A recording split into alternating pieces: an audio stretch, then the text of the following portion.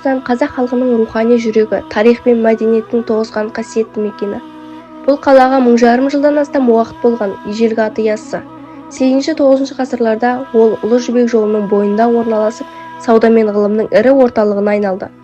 7 ғасырда осында ұлы ойшыл әулие Қожа Ахмет Яссауи өмір сүрген.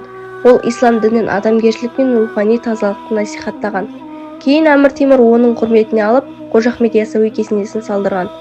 Бұл ғимарат бүгінде ЮНЕСКО тізіміне енген бүкіл түркі жұртының ортақ мұрасы.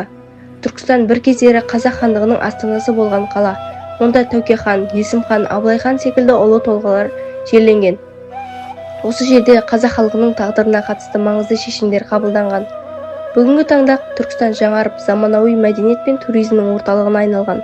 Қалада жаңа ғимараттар, университеттер мен тарихи кешендер бой көтеріп, ежелгі мұралар қайта жаңғыртылуда.